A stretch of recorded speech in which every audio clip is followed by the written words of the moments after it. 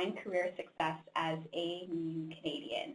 If you are not familiar with World Education Services, it is an organization that provides credential evaluation for individuals who have international education. Global Talent Bridge is an initiative of World Education Services that is dedicated to helping skilled immigrants fully utilize their talents and education in Canada and in the United States. We join with institutional partners and community-based organizations to help skilled immigrants leverage their training to achieve their career and professional goals. This webinar is one of many sessions we do to provide information and resources to internationally trained professionals such as yourself. I also invite you to follow us on Twitter at West Canada and to sign up with us at west.org/ca/subscribe to receive insider job search advice, invitations to webinars and networking events, and of course our monthly newsletters with tips to help you thrive in Canada and meet your career goals. My name is Jody Tingling and I am the Program Manager of West Global Talent Bridge. And for the session today I will be presenting. Behind the scenes we have Sarah Hua, who is the Global Talent Bridge Coordinator, and she will be coordinating behind the scenes. So for today's agenda, we will be doing a bit of a recap on the lessons learned for the Exploring Your Career in Canada webinar. We'll be discussing developing your career strategy. We'll also provide some insights for new Canadians. There will be a question and answer period, and of course we will provide additional information at the end of this session. So by the end of the session today, you should be able to develop a strategy that meets your career goals, demonstrate an understanding of how to use resources in each stage of your career journey, engage in activities that support your career goals in Canada. Okay, so to recap on our last session, we were discussing the different strategies that you should be taking when you are trying to explore your career in Canada. These three strategies included accessing services and career planning, personal branding and marketing, and of course employer expectations. These strategies are essential to explore your career in Canada and to help you understand what you need to be successful in your career. Now, as you recall,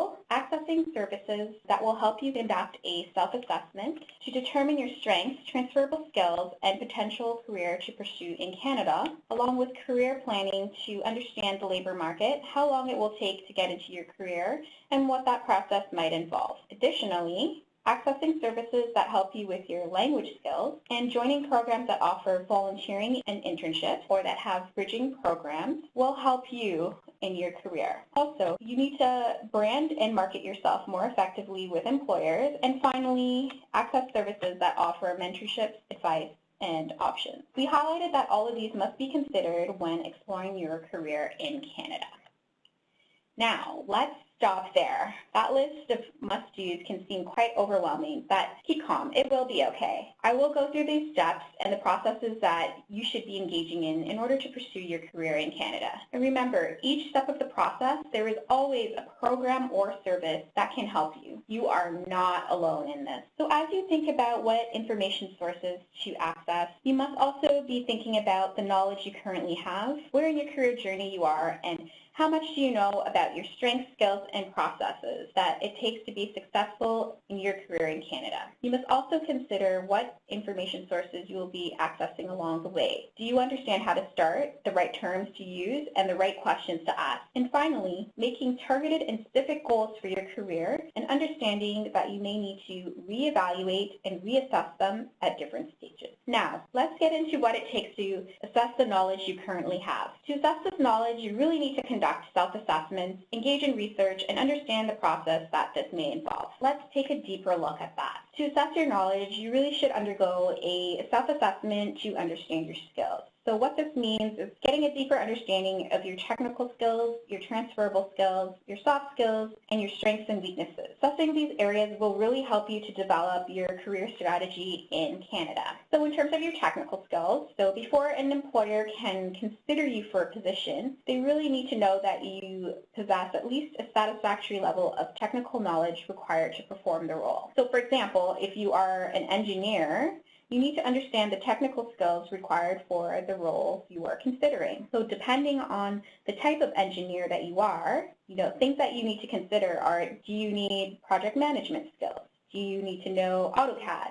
Do you need to have an understanding of thermodynamics, and so on? So understanding your technical skills in relation to the career you're considering will help you to move ahead in your career. Additionally, transferable skills. These are essentially skills required for a position that can be easily transferred from one position to another. For example, analytical skills. That can not only be used in a finance profession, but it can also be used as a lawyer or a researcher or many other positions. Soft skills. That is often used to describe skills which characterize relationships with other people or which are about how you approach life and work. So it includes skills such as communication, how do you get along with others, your work attitude, and so on. So soft skills are required for every job, and many new Canadians do not focus on these skills, but it is important to master them since most employers look equally at both technical skills and soft skills when it comes to hiring. Your strengths and weaknesses. It's important to understand your strengths so that you can emphasize areas that would be an asset to employers. At the same time, you should understand your weaknesses so that you can work to strengthen that particular area.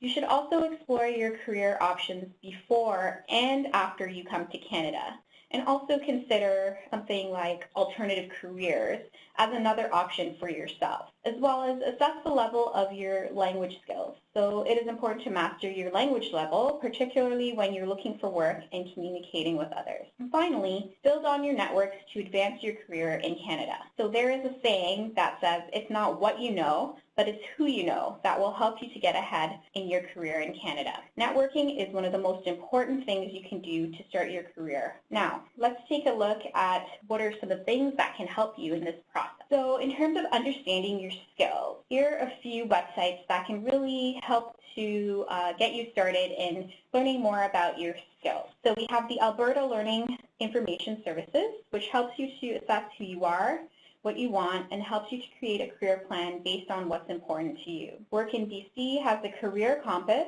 That is an interactive online resource that helps you to identify and explore potential career options. Career Cruising is a self-exploration and planning program that helps people of all ages achieve their potential in school, career, and life, and really helps people learn about career possibilities and educational pathways. Free access to this website can be obtained through your local library or school in Canada. They will provide you with login information for this site. And finally, Strengths and Weakness Aptitude Test is a tool to help you get a better understanding of what you really are and how much you could grow. And it helps you to explore your strengths and weaknesses. So these websites essentially help you get an initial understanding of your skills, strengths, weaknesses, competencies in relation to the career you are trying to get into in Canada. And it's really an important first step that can help you in determining what to do next. And again, these slides will be provided for you for those of you who registered for this session, so you will be able to simply just click on these links. When exploring your career options, the Job Bank can also help you start your job search, explore your career, connect with employers, and understand job market trends across each province. You can also research the skills and knowledge required for the career you want to pursue in Canada, the outlook and the average wages, and finally, the educational programs that would support you in upgrading your qualifications. Similarly, Canada Jobs provides a job board to explore careers and also has articles and tips to help you succeed in Canada. The Canadian Information Centre for International Credentials is a great website that has a directory of occupational profiles to learn about your intended occupation in Canada. There are also many job boards that you can explore, including Workopolis, Indeed, Monster, to understand the type of jobs and their qualifications in Canada. You can also view the qualifications on these job boards to assess the skills you possess. If you notice that within your field in Canada that employers require certain qualifications that you may not have, this would be a great opportunity for you to explore how you can upgrade your skills. So this can be done typically through formal education such as courses or certificate programs at a college or a university. You can also upgrade your skills through employment programs that the Canadian government funds. So another area worth exploring is the level of your language capabilities. Canada is a bilingual country, and depending on the province you choose to immigrate, you will need to have advanced English or French language proficiency. Enhanced language skills will help you in the progression of your career in Canada. Canadian employers are really more likely to hire candidates who have strong communication skills over someone who has limited English or French language capability. So a Canadian language benchmark, or a CLB, of 8 to 12 is ideal for the workplace, and a French evaluation test score of 900 compulsory and 450 optional is required. It is important to note that the Canadian Language Benchmark has a free online assessment that you can take to assess your English language level. In addition to language skills, you should also explore workplace communication. So the Skilled Immigrant Information Center will give you tips to understand the workplace culture in Canada. Things such as body language, personal space, eye contact, communicating in meetings, to name a few. Employers really place a lot of value on these skills. Similarly, intercultural communication for Canadian workplace is an interactive course that is offered by Ryerson University's School of Continuing Education that explores communication and soft skills in the workplace that essentially helps you to be more successful in the Canadian labor market. So getting to know the Canadian workplace culture in Canada will help you understand the Canadian work environment. In every country, the work environment is different. There is a set of rules and business etiquette that is common. Learning these rules is an important step in looking for and keeping a job. So as mentioned, establishing a network in Canada is essential to helping you in your career. Here are a few tools that can help you. So we have LinkedIn, which I'm sure a lot of you must be familiar with, where you can connect to professionals online and establish a network and make new connections. You can also get more information on how to network on LinkedIn through our previous webinar, which is located on our website. Additional websites that can help you: 10,000 Coffees, which helps you to build your network and share your experiences; Meetup, individuals meeting up to share or learn something together; Professional Immigrant Networks, or PINs, a network of professional associations run for and by immigrants so that you can network with people in professions similar to yourself; and Branch Out, where you can find and engage people for job opportunities. When you are starting your research, these are a few considerations that you really need to consider and some questions that you should be asking yourself. So, for example, what career do you want in Canada? What are the requirements for your career? Are there any professional associations or regulatory bodies required for your career? What are the best programs for you and your goals? Do you really understand the time that it takes to research your career in Canada, which takes approximately 50 to 100 hours? So again, all of these questions you really need to consider before you start your research.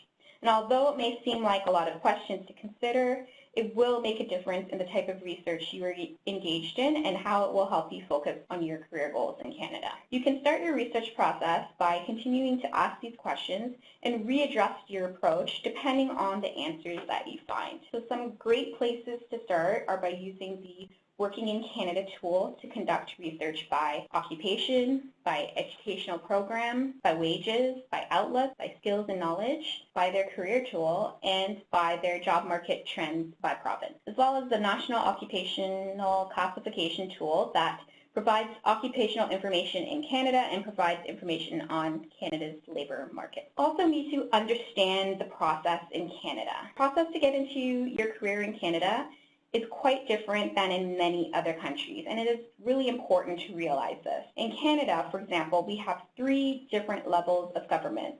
We have the federal government, the provincial and territorial government, and the municipal government, which all have different requirements for your career. Understanding these processes will help you in your decisions to choose a career in Canada, and will also help you determine the best place for you to live, as well as understanding the process for employers in terms of employers' expectations and the hiring process. So as mentioned, Canada does have 3 levels of government. We have the federal, provincial or territorial, and municipal. Each level of government has different responsibilities and a different role to play in the country. In general, the federal government deals with laws that affect the whole country. Provincial governments are a level below and sometimes share responsibilities with the federal government, but in general are responsible for governing the province. The municipal government is a level of government that governs a city, town, or district. They receive authority for these areas from the provincial government. So in terms of your career, this can essentially affect if you are looking to get into, for example, a regulated profession. And a regulated profession can be described as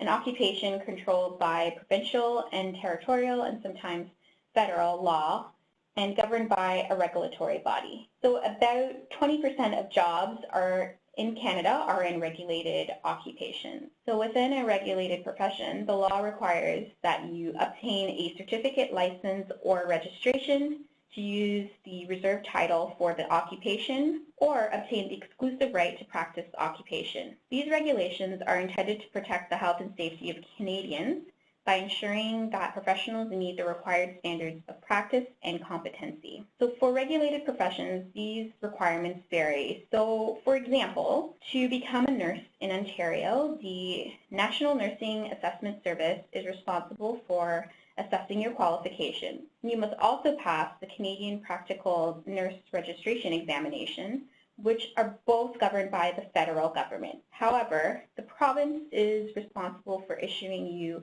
a license to practice nursing. The licensure process also varies from province to province. For example, the license requirements for an engineer in the province of Alberta may be a different process than the license requirement for an engineer in Ontario. Therefore, it is important to understand the requirements that are specific to your career at each level of government. You also need to understand the requirements for your profession because this can also affect where you end up moving in Canada. And you also need to consider the careers in different provinces and what to expect. So in some provinces, some careers are in more demand versus other provinces. So just kind of discussed some of the regulated professions in Canada, and these are a list of some of the regulated professions. For example, dentist, a social worker, physician. These are all things that require license in Canada. You can get more information on regulated versus non-regulated professions in Canada by watching our past webinar with GEO, Global Experience Ontario, again, which is located on our website. Now, in thinking about how to understand these processes, again, you need to research your specific occupations and the requirements for these occupations. So I also want to highlight these two websites again, which is the Canadian Information Centre for International Credentials, which is, again, a directory of occupations and license requirements for each government level. And, of course, the National Occupation Classification, which allows you, again, to explore the career you're trying to get into in Canada and its requirements. And it also has a list of all occupations in Canada and the skill sets and competencies required. You should also contact the regulatory board for your occupation if it is a licensed occupation. I just showed the list of professions that are licensed, and you need to ask the regulatory board when you contact them certain questions. So for example, what will you need to bring when you come to the country in terms of documentation? Are there exams involved?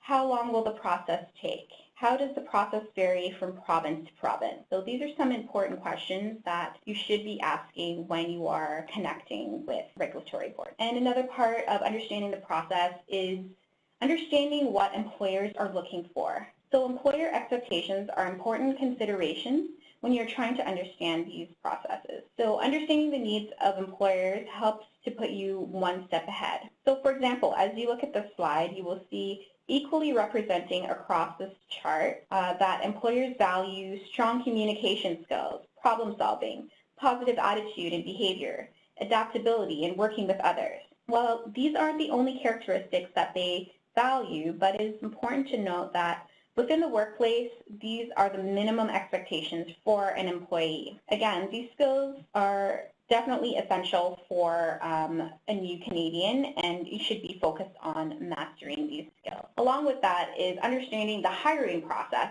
in Canada. So this is an example of the hiring process for the Government of Canada. While some of the processes vary, this is sort of a typical example of one of the longer hiring processes. For example, first the candidates are screened by matching competencies from their resume or cover letter to the job posting, and then a human resources personnel will contact you for a telephone screening, which is basically to get a better understanding of your school skills and qualifications. And then there's an invitation to write a written exam. There's an invitation for first round of interviews, and if you pass that stage, then a second invitation for second round of interviews. At that point, they'll want to do a reference check. Typically, employers check about 3 to 4 of your references. And then there's a job offer and probationary period. So there are many phases in the hiring process, and you really must be prepared at each stage. Each stage involves a different requirement, and you must understand the time it takes to get prepared and how to go through these processes. There are many employment services in Canada that can help you to master each stage of the process, but the first step is really understanding that applying for jobs does require going through these stages, and it is important to be prepared. So there are many information sources that are worth exploring as part of your strategy to be successful in Canada. When you start to explore resources, you should start to consider your starting point. Whether you are overseas or in Canada, using Canadian terms are relevant for your research, your job search, and communicating with others. And asking the right questions will help you progress in your career in Canada. So to start, before you arrive in Canada, the Citizenship and Immigration Canada website will help you narrow down where you want to reside in Canada, and will also help you locate services that will help you meet your career needs. Prepare for Canada is a great website that will help you explore your career path and will provide you with information you need to know before coming to Canada. Pre-arrival programs are also worth exploring. So these are activities and services delivered to individuals to support them prior to their arrival in Canada. Some pre-arrival services include Canadian Immigration Program, CanPrep, Canada Employment Connections, and Canada-wide pre-arrival initiatives, and so on. You can also check out West Global Talent Bridge webinars on our website. We have many webinars on there that help you to start to think about your career. Some include launching your job search in Canada, professional networking for skilled immigrants, exploring your career in Canada, and so on. While you are searching for information sources, you should also make sure you understand and use Canadian terms. If you do not understand Canadian terms, the best thing you can do is ask someone who's more familiar with the Canadian system and research terms you come across where you're unclear of the meaning. And I also want to note that we do have an upcoming newsletter that will feature an article entitled Must Know Professional Terms for New Canadians, where we define Canadian terms new Canadians should know when developing their career strategy. Another important strategy is to ask the right questions, particularly when you are looking for programs and services that are best for you, to learn about the requirements for your profession, to understand the Canadian system, and to communicate with employers. Ensure that you are researching and compile a list of questions. You need to be ready. To find career success in Canada, developing your goals is an important step of the process. So for most new Canadians, the primary goal is to find employment in Canada. This should not be your only goal when it comes to your career. You need to be more specific and think about the following. What career do you want? Does it exist in Canada? And if so, is your career in demand in Canada, and in what provinces? Think about creating sub-goals, which are smaller goals or steps to take before making it to your ultimate career goal. So these are some of the sub-goals that you should be considering once you're developing them. So 1, develop a strategy. What steps will you take to get into your career in Canada? Conduct profession-specific research to understand your career in Canada. Build a Canadian network, particularly within your field. Gain Canadian experience, whether it's through volunteering or a bridging program. This will also help you build your networks and provide more opportunities for you and help you to understand the Canadian workplace culture. Enroll in programs to help in your career path. As mentioned before, enrolling in programs can give you the help you need to move closer towards your career courses and can help you upgrade your qualifications up to employers' expectations. Another sub-goal is to improve your English or French language skills. It's always a good idea to get your language skills assessed and improve your English or French up to an advanced level. This is important for you not only to get a job, but also to maintain your job. And of course, learn about workplace communication. Again, workplace communication is valued by employers and as well as the team you will be working on.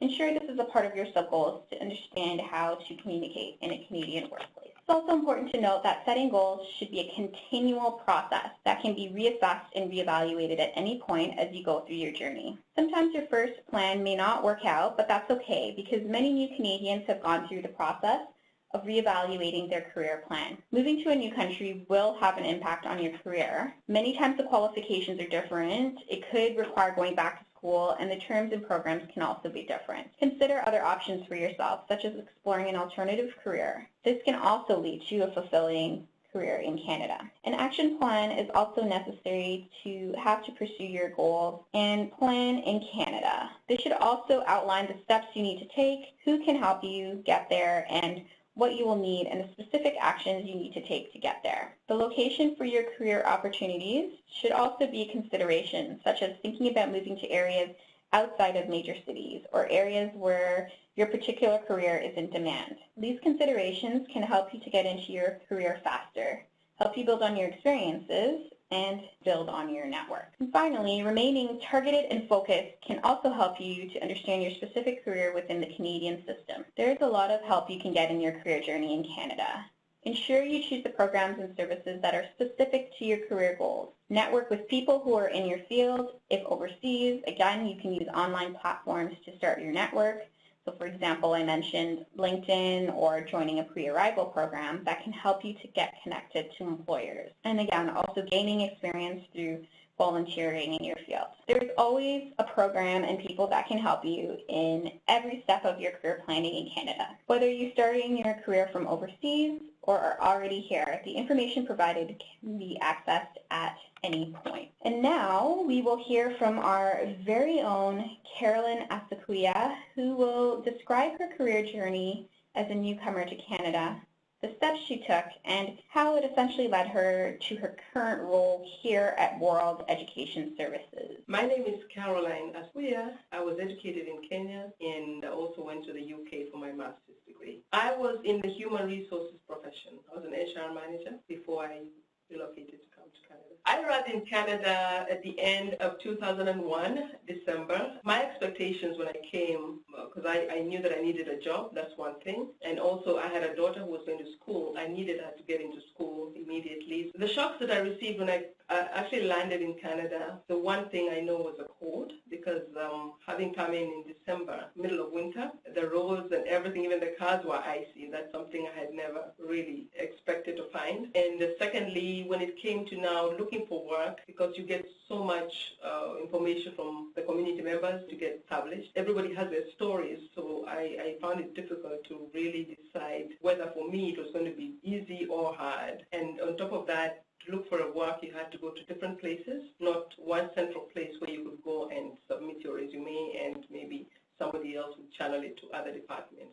That was very different. And the other shock maybe was because coming from a home where you had a lot of support and there was no individualism as such, but here everybody was busy with life and they hardly had time for you if you needed to be told about the jobs that are available. Nobody had that time. One of the actions that I took was to establish myself in my community and to network with them. And the other one was to look for volunteer opportunities.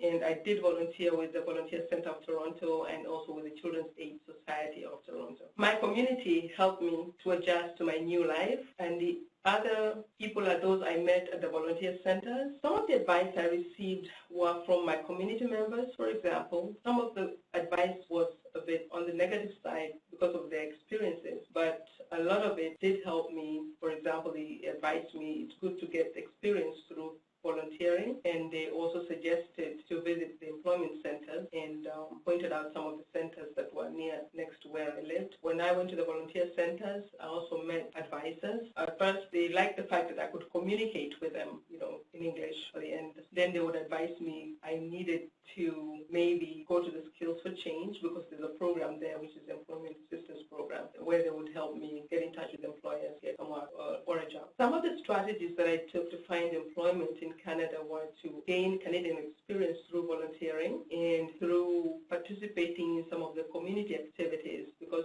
even the Kenyan community, they have a lot of connections and network, and that way you'd also be able to find people who might have some opportunities where you could go and apply or have a chance to go and present yourself. And then the other strategy, I went back to take up a few courses, not because I lacked anything, but because I needed to understand the culture, and I thought that because of my transferable skills, I would register for something which was available at George Brown College. That was Diploma for International Professionals, and it was for the work career counselor. Because I was an HR manager, I thought maybe that would be a perfect place for me, because then I would still be dealing basically within the same kind of career that I had before. The barriers that I faced were, one of them major was the lack of Canadian experience. The other one was lack of knowledge of the resources or the kind of networks that one would need to be able to connect where the jobs that you're looking for were, or where the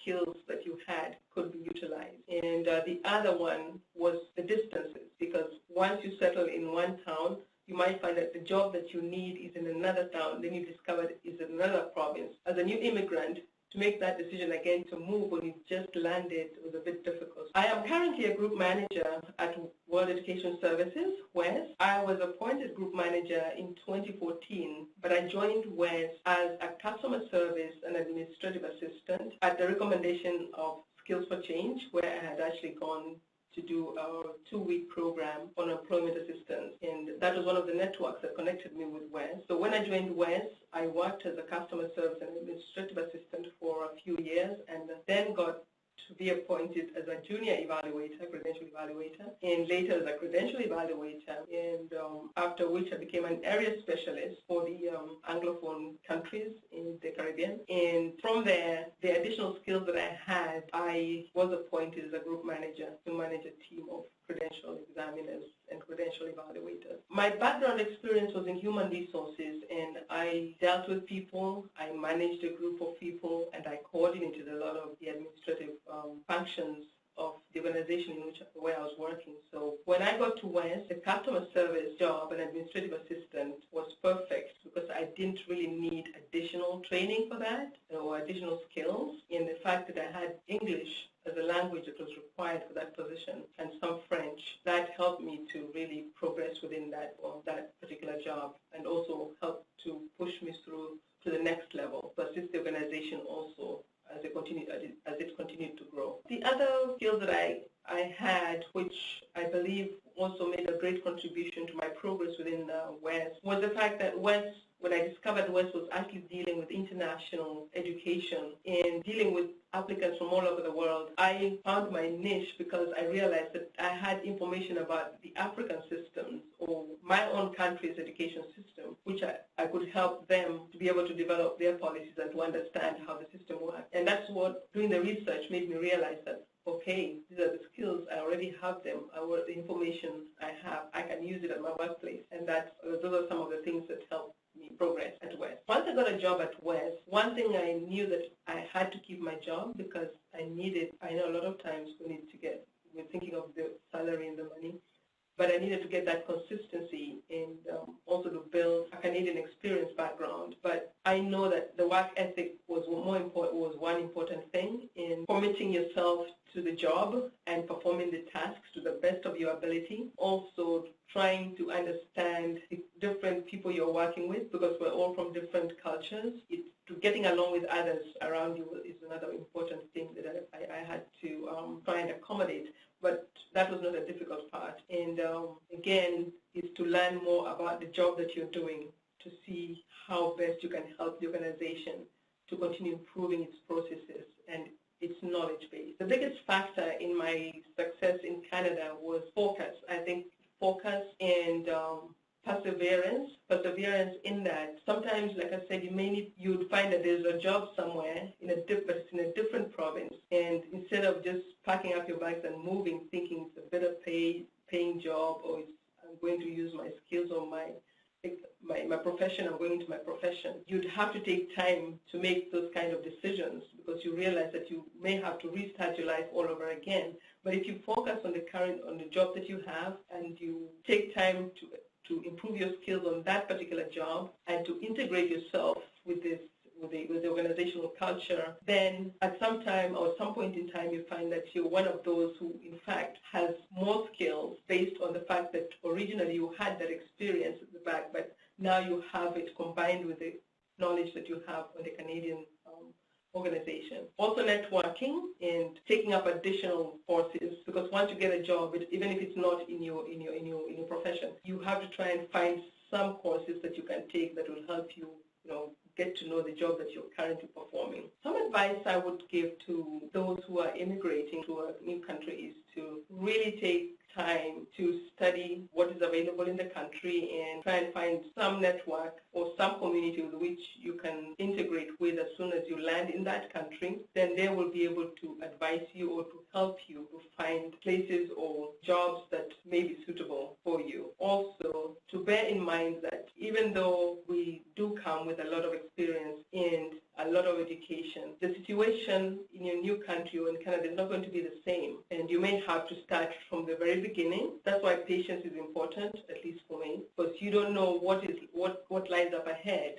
You may move from one job to another, and then you spend 5 years just trying to look for the job of your choice. But if you had stayed in that one job or one position, you may be able to move up, and you'll find that you'll end up in a position which is comparable to what you had when you relocated from your own country. And then the other piece of advice is that if you have a community like from the same country, it would be good to keep in touch with them as much as possible, because that helps you with the isolation factor. My journey has been long, though at times I'm asked, why have you been at West for 13 years? But because of that focus and realization that you need to take time to build yourself up in terms of reculturing, because the culture is different, business culture as well as social culture. At the same time, when we come with our children, like I have my daughter who came when she was 12 years old, you need to give time to your family members also to get acquainted with the situation before moving them immediately from where they are to another place. My daughter now working as an HR administrator. Having gone through the experience and having learned the different cultures and having made so many friends, and so much has happened. I like it in Canada, and all that creates more enriching environment for me. So I don't think I would change anything at all, and I'm glad that I did start off as at the very bottom.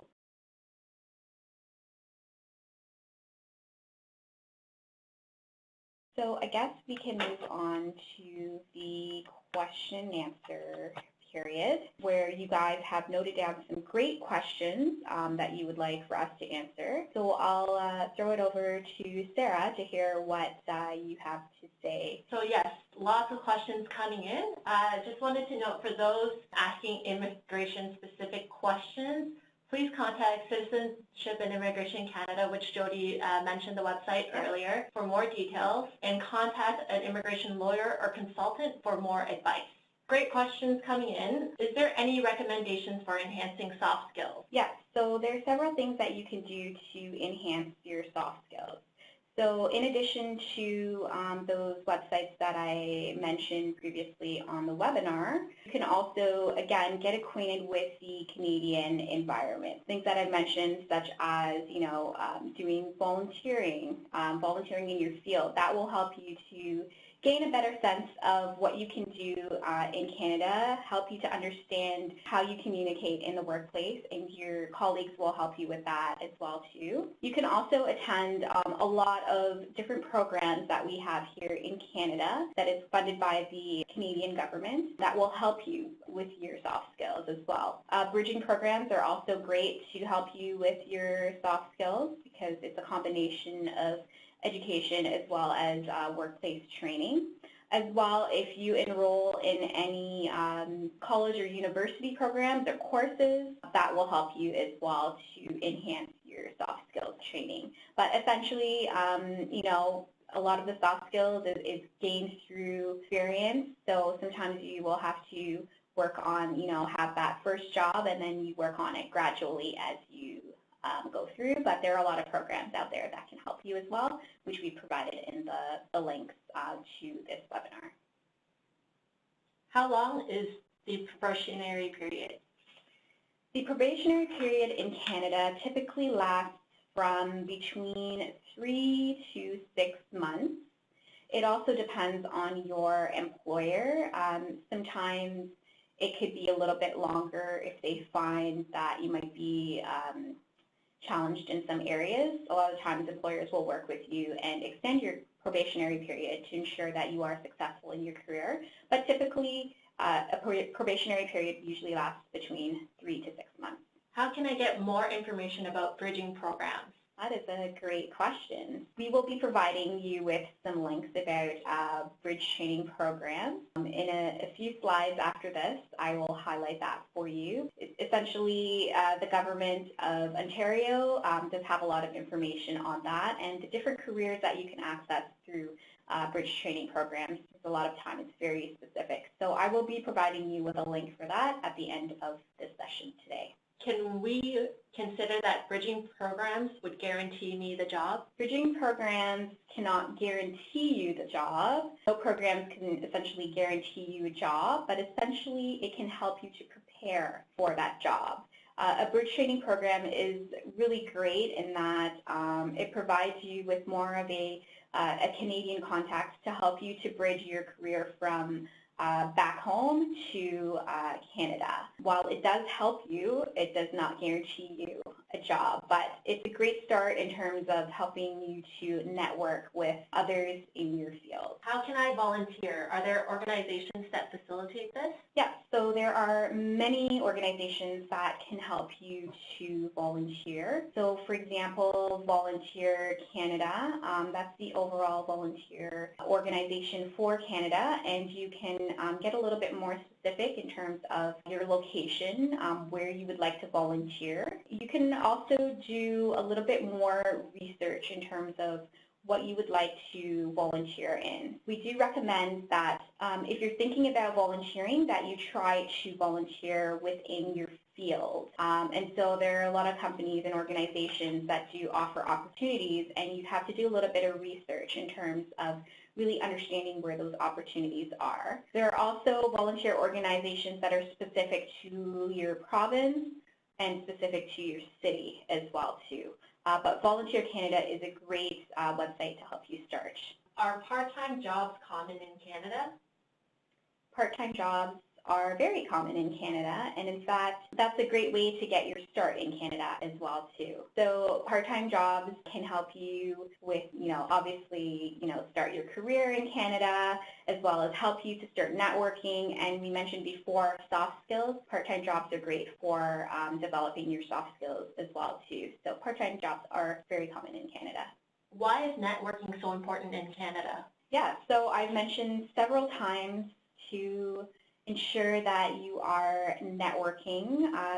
It is important in Canada because you really need to have people help you to get into your career and help people to essentially provide you with connections to other people. So I mentioned that term, it's not what you know, but it's who you know. It is essentially a very true term in terms of helping you get to the next step. So I mentioned a few information sources that can help you with that, so including professional networks. So PINs that can help you. You can start with LinkedIn as well too. And you can even start by researching the companies that you might be interested in and try to get into contact with those individuals that can help you get a step up in your career. So networking is really important to have somebody to really introduce you into different opportunities that can help you in your career. Is it true that it is extremely difficult to get your first job in Canada? That's sort of a question that can be answered in several ways. So, it's difficult in a sense that employers sometimes really want somebody with Canadian experience. However, sometimes you have to work a little bit harder to sort of get into that first job. So I mentioned, doing things such as volunteering to get more of a Canadian outlook on your resume. But if you have great network, that can help you get into your first job in Canada. It could be difficult for some people, and it could be a little bit easier for others, but it depends on the work that you put into trying to get into that first job.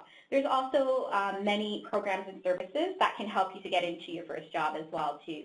So there are a lot of employment programs, for example, that I mentioned, that the Government of Canada funds that can help you to get into your first job, so that can help you match up with an employer to help you build on your skills. So it could be, while it could be challenging, there are people that are there that can help you as well too. Can you explain a little bit about what co-ops are? So co-ops are typically offered through a university or a college, and essentially it gives you an opportunity to have experience within your field of choice. So for example, they do have, co-ops for like high school students who have virtually no experience, and it helps them to gain a little bit more experience within that field. It could be a paid or unpaid opportunity, and it usually lasts for a certain amount of time. A lot of the times with co-ops, it helps you to, again, build some network in your field, and it also helps you to gain experience and to get references. So co-ops are a great opportunity as well to help you in your career. You've mentioned some sites to network, but can you also provide more suggestions on where you can network? So networking can be something as simple as enjoying a hobby here in Canada. Joining your local sports team, or joining a knitting club, or it could just involve really just talking to people whenever you go out. It's really just about connecting with other people. You never know who you might meet.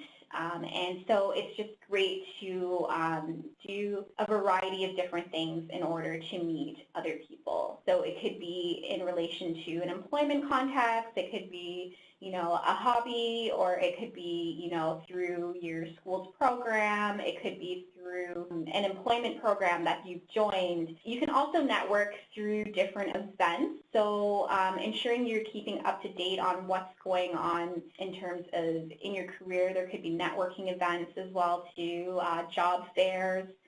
Those are some other means where you can network with people. Does a credential evaluation really help in finding a job? So a credential evaluation helps an employer to better understand your education and better understand its equivalency. Sometimes it could be a little bit hard for employers to determine your educational background and what that really means.